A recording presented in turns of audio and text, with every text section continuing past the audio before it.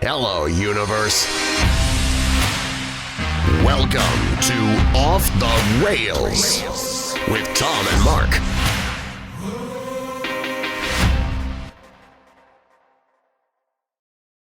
Coming to you live from the Coldwell Banker. Wait, You stole my line. son of a bitch. I'm nervous today, dude. Welcome to Off the Rails. He is Tom. I am Mark. What episode number is this? This is season 2, episode 1. Oh, that's how we're doing it? No more numbers? All right, season 2, episode 1, coming to you live from the Coldwell Banker Home Sale Realty Studio here in a little too cold for my taste, Grafton, Wisconsin. And if you're looking to buy or sell a house or interested in a career in real estate, email Roy at cbhsr.com, or give him a call, 414-235-0763. They'd love to be your go-to for all your real estate needs. You sound a lot more buttery than usual. This is going to be an episode that I need to get off my chest to you, universe, and an apology to a lot of people out there. I don't even know what he's talking about. I'm in the dark, too. I told them let's not talk about anything until we get on the show.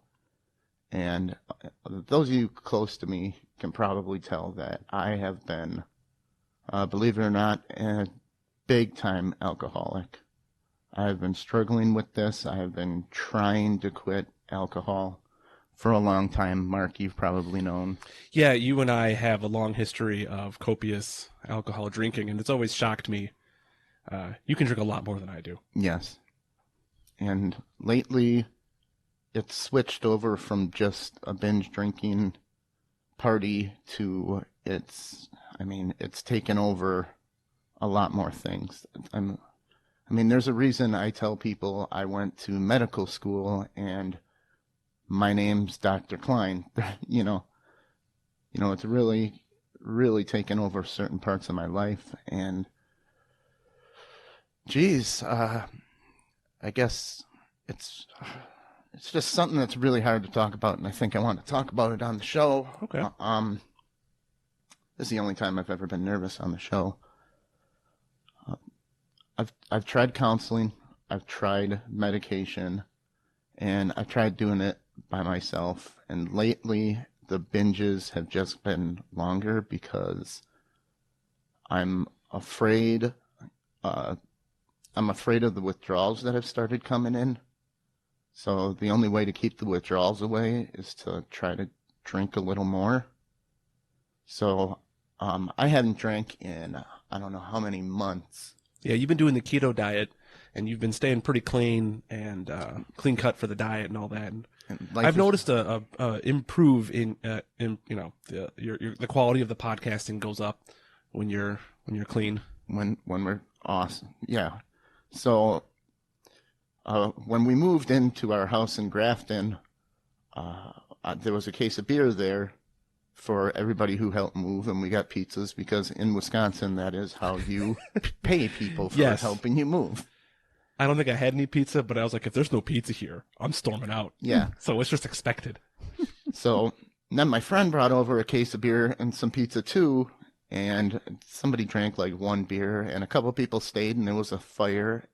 And let me just tell you, universe, my goal when I quit drinking has always been I'm going to quit drinking for a while, and then I'm going to be able to go out with my friends, and I'm going to be normal. I'm going to be able to have one or two drinks and call it quits, and I just want to be normal.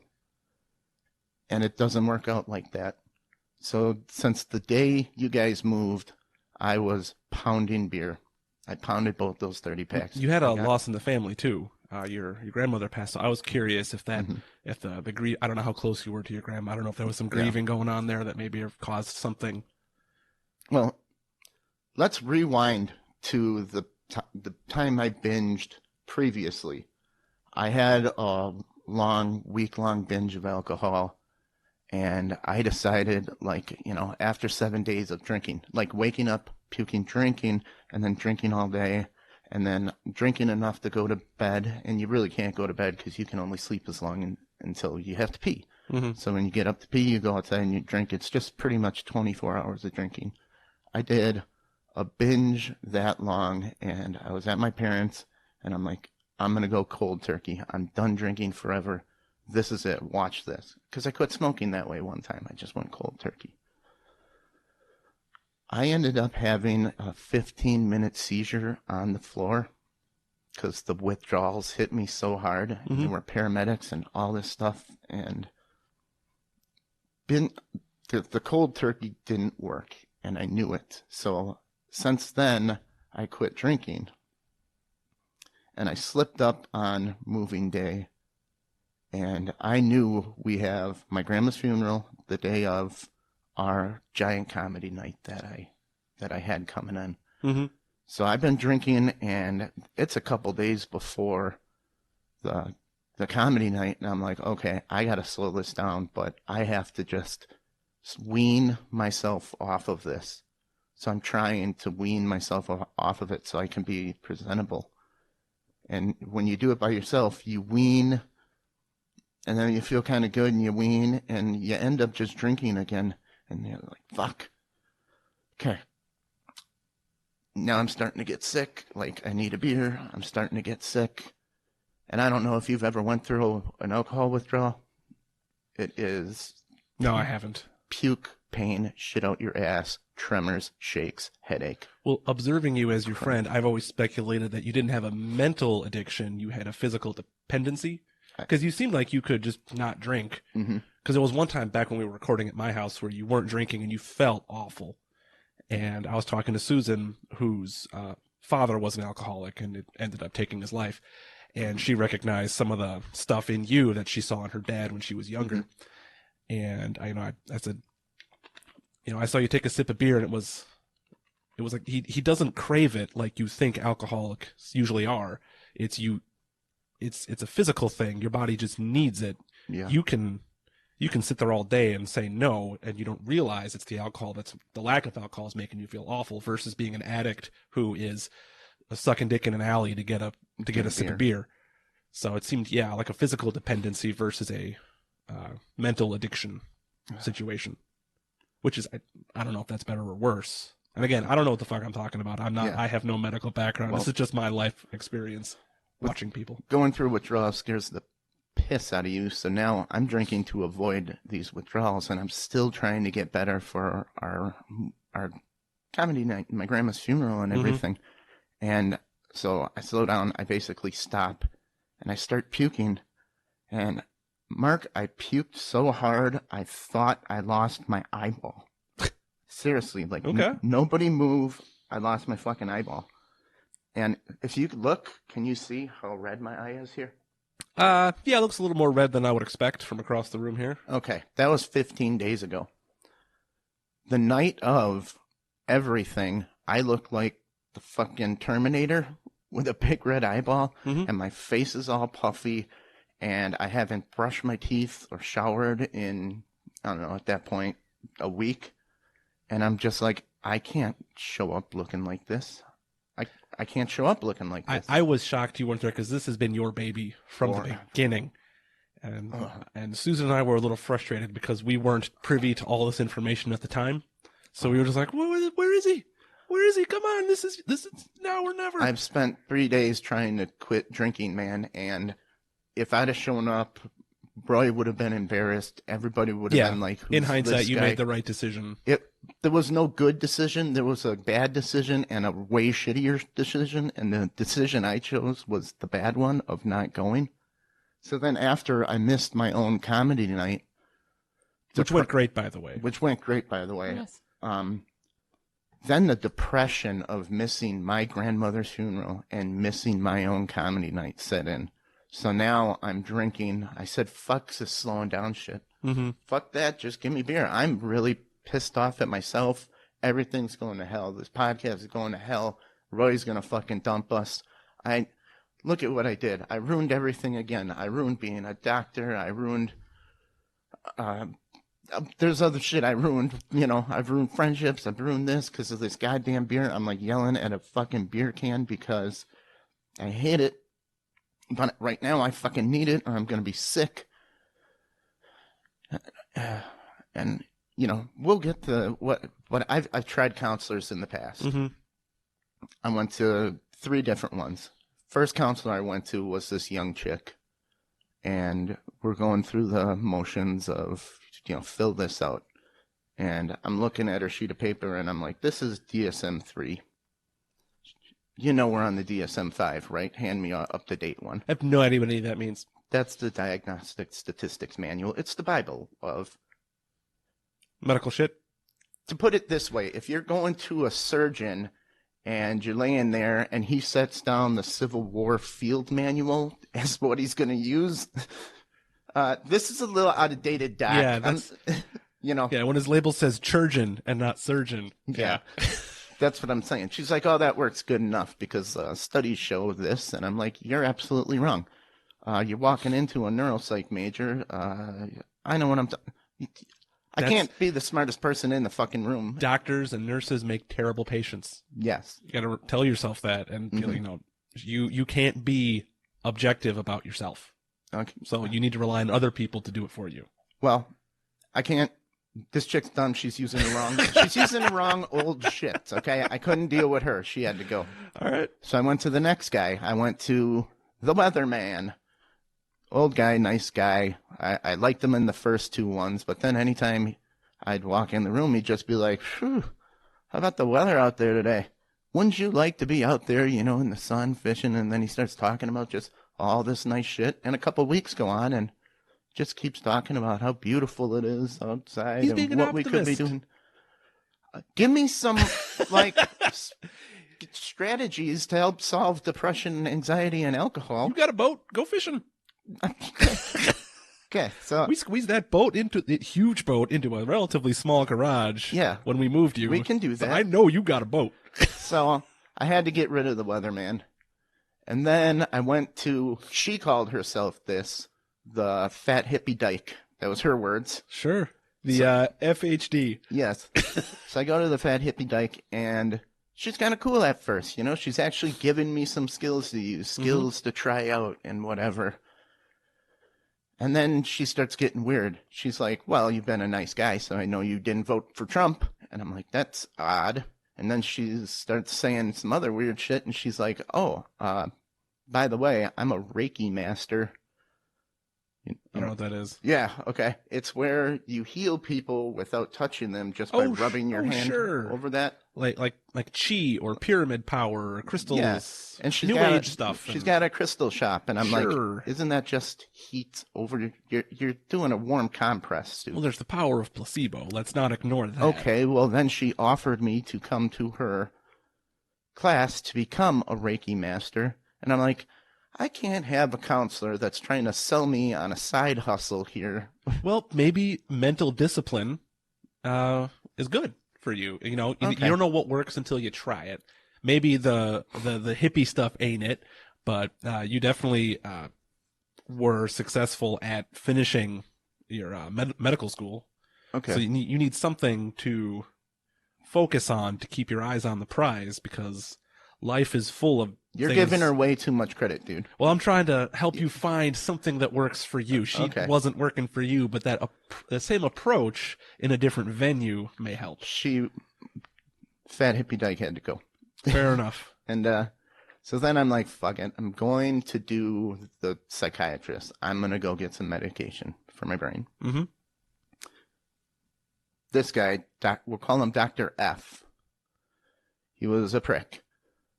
We're going through the medical history list, and we come across, has anyone recently committed suicide in your family? Like a matter of fact, yeah. My Uncle Percy just killed himself. It's like, okay, anyone else? I'm like, well, yeah, his dad killed himself. And so did his uncle.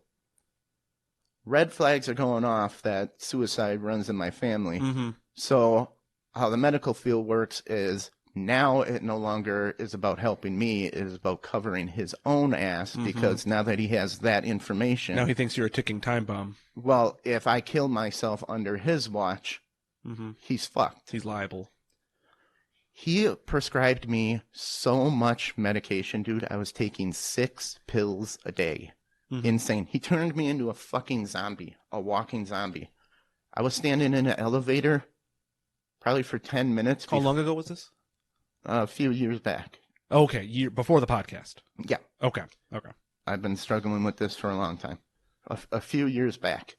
So I'm standing, I'd stand in an elevator, don't even remember to push the button. I do that. I'd just be walking and be like, why are my pants wet? I pissed my pants, you know. Mm-hmm. House sitting for some friends or dog sitting. I cut a block short of where I'm supposed to be. I walk into the house. I open the side door. I let dogs out in the backyard, and I'm smoking, and I'm at the wrong house. Ironically, this sounds like the behavior of a blackout drunk. Yeah. They've turned you into a blackout drunk. What you were trying to stop. Yeah. Well, long story short, the guy's yelling at me, calls the police. I believe I'm supposed to be there babysitting these dogs, and I ate a can of pepper spray and got arrested for trespassing. So, okay. Done with the medicine. Now I can handle it on my own. I know people who have been on depression medication, 2 people, and they both hated it. One of them described it as an emotional roller coaster, and the other person basically said it caused physical changes to their body that they didn't like. So this stuff really can, no matter, I don't know what these individual drugs were or what you took, but a lot of people do not like the way this stuff makes them feel. That's fine. Emotionally or physically. Everyone's different, and they always have to like play with the dosages and what they're giving you to dial it in, but it takes a long time to get to that point. And so Uncle Tom can do this on his own. You know, I'm not gonna lose to a can of Busch Light. That's not fucking taking me down. You know, I can fucking handle drinking it. The good stuff. No, Busch when you Light. drink the amount I drink, you can't drink fucking Spotted Cow and then have 50 of them in a day. Yes. So you can't. That's why. Side note: like if I'm at restaurants, I usually order a Guinness because I can't drink a ton of Guinness. I know that's going to keep. That alone will keep me from over drinking and overspending at a bar. I get something that I can't drink fast, like Busch Light. So, where was I with? Yeah, I missed the show. And I'm just so depressed. I'm so sad, and all I want to do is drink. And I finally, got a switch turned, and I started reaching out to some friends, and I'm like, I'm gonna build a network of support. I know a bunch of people who are able to quit drinking, and I call them and just even talk to them is nice. And not one of the people ever say, go fuck yourself, asshole, do it yourself. You know, if you reach out to somebody for help, they're probably going to give you help. And they did. And I was trying, and I was going through withdrawal so bad, and it's been so long. At this point, we're pushing 2 weeks of just drinking every day hard. I go upstairs. I'm so fucking going through withdrawals or whatever, and I lay in Molly's bed, our bed, and I'm laying there, and I'm twisting, and I'm turning in the bed, and something weird happens, man. The pain starts to go away. The twisting stops. The cramps stop. I stop shaking. I can feel my chest slow down my breathing, and I am just laying there. And I literally feel the bed, going up above me. And I know I have a choice. I can die. I can die right there in the bed. Or I can pull myself out of this shit.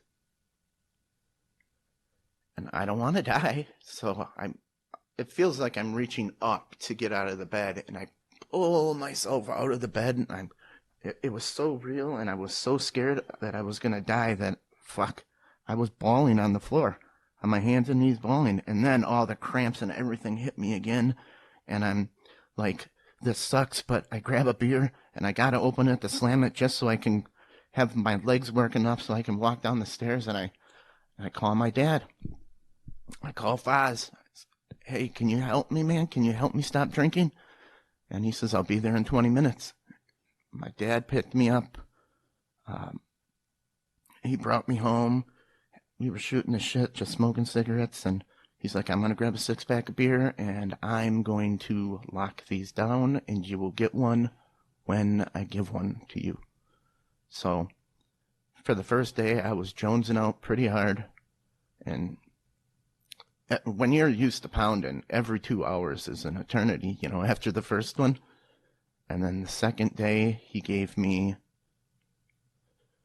one like every 3 hours. And that's the last beer I had. And then they just took care of me for the past few days. Mm-hmm. And I probably puked 50 times into a bucket. I started shitting, but then, you know, fluids. And I realized that my old goal of wanting to drink like normal people, that's gone because of this last withdrawal, this having a seizure, going to bed and dying if I wanted to. The next beer I drink will kill me. It will kill me. So after 3 days of not drinking, Molly and I gotta go home sometime, and we go home, and the cherry on the sundae was sitting in bed trying to go to sleep. I haven't slept in 72 hours, so I take, 2 different kinds of sleeping pills and something else that's a PM. And I still can't fall asleep, and I'm like, Molly, something's going on in the room. I'm like, there's a fucking spider. There's a fucking... Get it, get a spider. And then it started raining in the bedroom. And there were bugs flying all over the place. And I am hallucinating from alcohol withdrawals. And I'm like, call 911. I'm probably the most cooperating guy who's hallucinating ever. Well, you know what you're going through. You realize you're aware of your situation. Here, Mal. Hold on. Turn on. This is me in the hospital. Is that Grafton? Yep. Switch screens. Mm-hmm. Ready? Yeah. Can you hear it?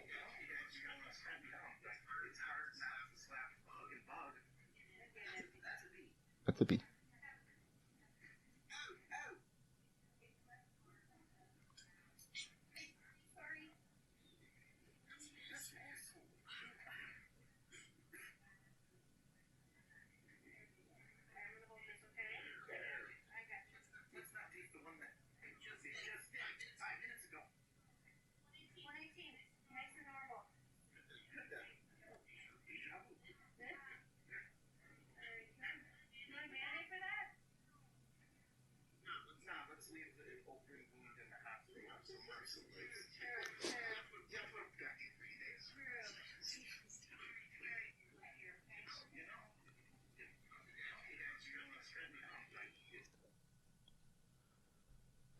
So that's me.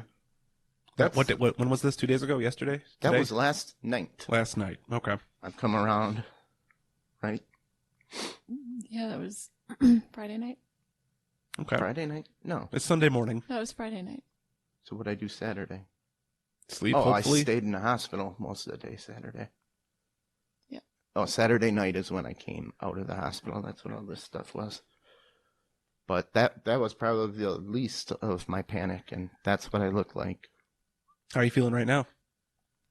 Just shaky and itchy, and, well, not itchy, but, Have the hallucinations kind of gone they're away? Are you gone. still seeing the occasional bug, or? No, they're Okay. gone. All right. But that is after, like, 3 days of being out of having a beer, Mhm. out of the woodworks, which is insanity. So, the reason why I'm calling this Season 2 universe, which, by the way, going through withdrawals is something no one should ever do alone. And I want to reach out to anybody out there, whether you're thinking about drinking, whether you're going through withdrawals, whether you just are in the middle of it and need somebody to talk to.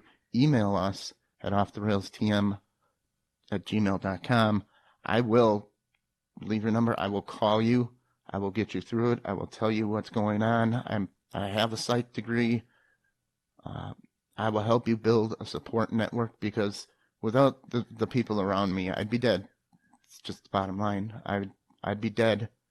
And a lot of times people People don't even see it. I mean, look at what we built while I was an alcoholic, just been, sometimes people can function really, really well on it. And, good news is, moving forward, you're going to get the full ass of Uncle Tom now. I've seen the best and worst of you. Yeah. So I've seen you at your best. I've seen you at some pretty low lows. That was probably my lowest. Our buddy Brian's also watching, and he says, damn well you can reach out whenever you need to. We'll always be there for you. Thanks. Yeah. Or just email me and give me a little bit of encouragement. But well, on the bright side, like an ass, I'm drinking a beer right in front of you. Hey. But it doesn't appear to be distracting you. Your mind is eyes on the prize. I think that's a good spot for you to be in. Here's what I want, guys. Drink beer in front of me. Do what you want. I don't want you to change. Again, the goal for everyone is they want to be normal. I want to be normal. I don't want you to change your lifestyle. If you want to have a beer in front of me, it ain't going to bother me. I'm just not going to have one. Mm-hmm. You got to figure out what works for you and do that. Just because I'm looking at a beer doesn't mean I want that. It's not going to send me off on a tangent. Yeah. You haven't been shooting stares at my beer with a cold sweat, No. licking your lips for the past 10 minutes. You've been focusing on telling your story and opening up. So I think it's a good spot for you to be in. Yeah. So I'm not. You're in control. Yeah. This is not in control. I'm pointing at the beer. My beer. So yeah, holy shit. I can't. Dude, fucking. Gotta tell you, hallucinating. And even though you're hallucinating, is still scary as shit. Yeah, because there could be a real bee in there. There could be a real bee. We've had bees in this very studio. Yeah. So, yeah. I was multitasking, but you thought it was raining in the house. You thought someone was choking you at one point. One point it felt like someone was choking me. Yeah, right when I was about to leave, I don't know, it felt like someone was choking me. It was scary. And yeah, at the hospital, I kept feeling like a bee was walking across my eye. Get that fucker off my eye. Maybe your house is just haunted. I was thinking that. Hush, he already thinks it's haunted. Susan mentioned that you thought maybe the house was haunted. Amityville horror going on in my house. So, yeah. I guess, how long have we been going there, Mo? I think 5 minutes. I think I said all I wanted to say. It's a half hour. It's a half hour. Well, thanks for opening up. Yeah, it took a little bit. Took a little balls. No, I'm proud of you. Yeah. I've known you long enough to know this is a big step for you. It's a huge step. Yeah. It's a necessary step. Alcohol has, no matter what you think, for me, has never helped me in any. I don't need it for social situations. I'm not funnier on it. I just think I'm funnier on it. Yeah, I need it for social situations. Yeah. Because otherwise I just sit there quietly. Well, the benefits of it can be, a stress relief. It affects everyone differently. It's like any other drug. Mm-hmm. Some people, you give them a prescription and it's the exact opposite of what it is for someone else. So, and all of these chemicals are different on different people. I had a fake ID when I was 17, just buying beer for everybody. I've been binge drinking over half my life now. That's too long. Yeah. We're in our 30s. I'm 34, you're 35? Yeah, you guys are old as fuck. Yeah. But I got no problem if Molly wants to buy her beer or keep it in the house or anything. I'm just not going to. You're not going to go all Chris Hardwick on us. There won't be anything in the house. I don't need it. You don't. You can drink. I don't care. That's okay. I'm just not going to, hey. And you know what? When I was falling into bed, after I was thinking about it, I'm like, it's kind of a weird direction, hey? I kind of wish I was floating up from the bed. Well, you're doing whatever is terrifying to you. Yeah. Right? Like, there's the old cliche of the dream of when you have low self-esteem, you dream your hair's falling out. I had a dream shortly after I started shaving my head that my hair was growing back uncontrollably, and it was the same thing. It was just you're dreaming about something, and it looked terrible, and your brain is just grabbing whatever is terrifying to you and is lynching onto that, and that's what your nightmare is. So it's not so much the specific thing as it is just the idea of your brain thinks that sinking into your bed is terrifying. So that's what you're going to do. I feel so bad about that comedy night, man. It was all right. Brendan O'Day did all the heavy lifting. All I had to do was just walk around and set up folding chairs and then take them all down. Molly and Susan really pitched in. I did very little. Molly did the hard work. Susan did the money, and I just sort of walked back and forth, making sure everything was okay. It wouldn't have happened without you. You did a lot. You did all the. It would have been nice if you were there, so when people were clapping, I could have not been in the room because I don't like people clapping and looking at me. Yeah. And I think you would have enjoyed that a lot more than I did. Okay. Brian says, we may be in our 30s, but we still shit our pants occasionally. Thanks, Brian. As time marches on, you're going to shit your pants more and more. Yeah. We enter this world in diapers and we leave this world in diapers. If it all plays out. Well, thanks, Brian.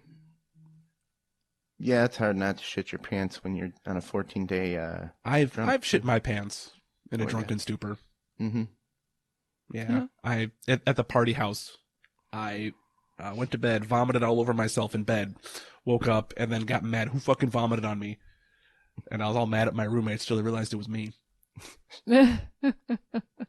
So, yeah, we all have embarrassing low lows. Yeah, I think puking so hard you're not positive if your eyeball came out is pretty low. So did your eyeball like pop out by half a centimeter or anything? Like I've seen people on TV do that. I think it did. He definitely burst a blood vein. A bunch of shit in there. Yeah. Yeah, that's a hard puke. You could have fit your fist in my ass at that point. You would have just went right in. There was so much force going up my eye. So do you think you're through the eye of the storm as far as withdrawal goes?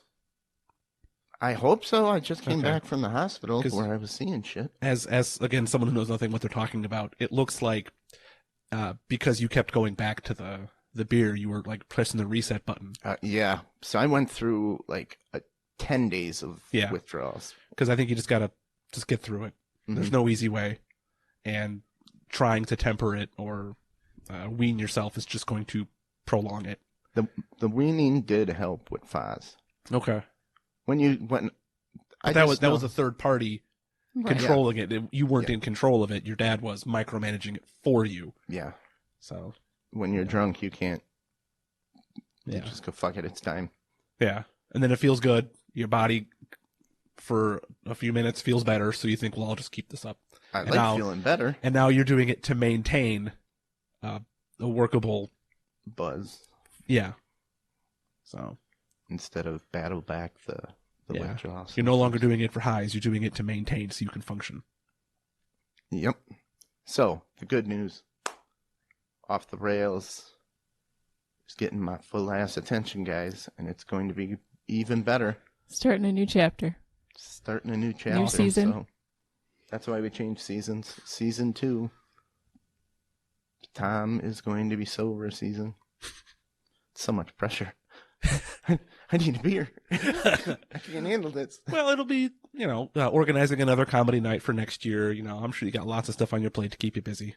Did we mention how much money we raised? For the mill or for the podcast? For the NSA. I think it was like $1,000 or something. Yeah, because we gave them half of the total take, and then we paid for the comedians out of our half. Yep. Yes. So we didn't make much at all. No. But that wasn't the point. I was shocked that we even made money. I thought this was going to be an investment losing money the first year situation. No, enough people showed up. It was awesome. Yeah. And we made enough to pay a month's rent. Yeah. So, yeah. Yeah. Thank you all. Thank you all out there who put up with Drunk Tom, and any support, and if you need any support, definitely get a hold of me. Get a hold of somebody. Nobody should have to go through withdrawals by themselves. That's just insane. Especially the shit I went through. So I will call. You know what? Even if you're walking around cramping and shit, if you got somebody to talk to on the phone to just relieve you for 15 minutes of laying in bed sweating or whatever, just that helped. You've got to figure out whatever your support structure is. Maybe it's AA, maybe it's a psychologist, maybe it's just a close friend who can help you through it. anyone out there who's struggling with this, you got to try all the different ways to figure out what does work for you. Because some people love AAs, some people hate it, and some people have a psychologist and that's perfect, and some people or a psychiatrist, whatever, and other people hate it.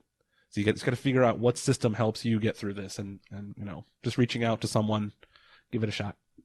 And don't beat yourself up if you slip up, because then you're going to slip up even more. It's okay to slip up once in a while. I know that sounds bad, but it's not the end of the world. If you slip up, you don't have to slip back just because you went a month without a beer and then cracked one. If you know you feel bad about it, then do something else about it. I mean, everybody's, like you said, it's personalized to you. Call me up, call a counselor. Maybe you'll find a counselor. Call the weatherman. Yeah. you know, go fishing with them. Yeah. But I suppose I confessed enough. Yeah, I would just say anyone who feels like they need to reach out either for support themselves or to support you or with questions or anything. I wouldn't mind an ad boy reading that every once in a while. It makes me feel good, and And if there are any people out there who are sober, well, maybe they want to come on the podcast and talk about what got them through it. Yes. Yeah, or just tell me your story like that. I'd love to hear that. Yeah, we could read stories online anonymously if people don't want to say who their name. Mm-hmm. So, yeah. So what are we doing with the show now moving forward? What's the big change? More of the same? More of the same.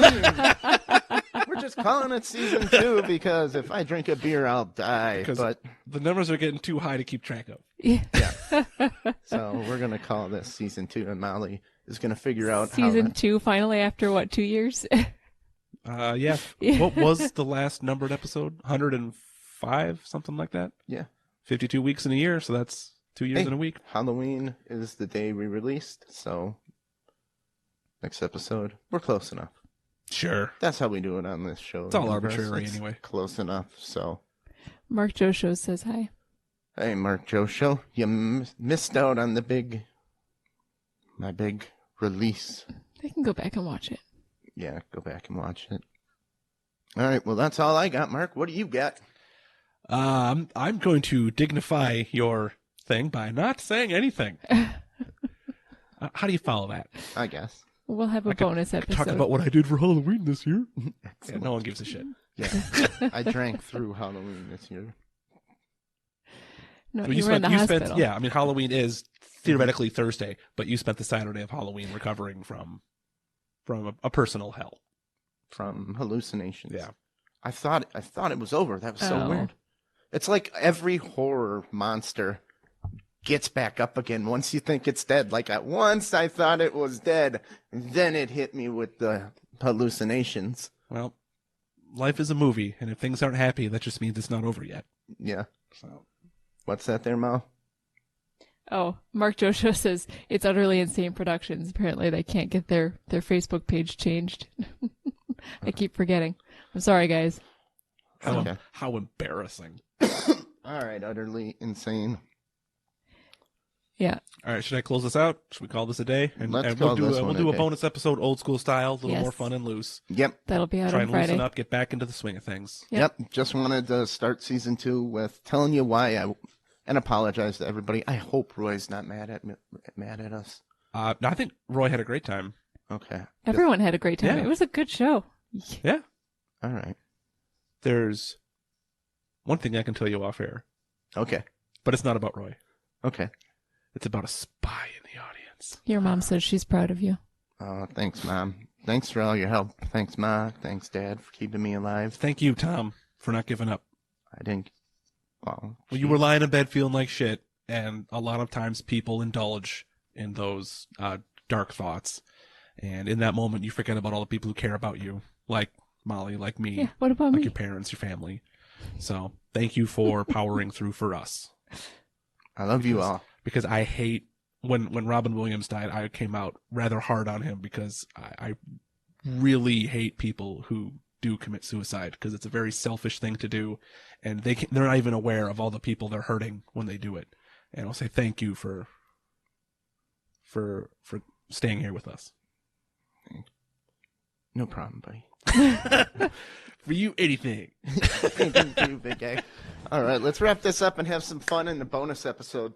All right, we are Off the Rails with Tom and Mark, and you can find us on Twitter, Facebook, Instagram, and even our website, key phrase Off the Rails TM. Email us with your story, with anything, Off the Rails TM at gmail.com. This podcast is available on SoundCloud, YouTube, Stitcher, iHeartRadio, a ton of other podcast hosting sites. See our website for more details. Shop on Amazon, use our link, and Support the show on Patreon. Help us always improve the studio.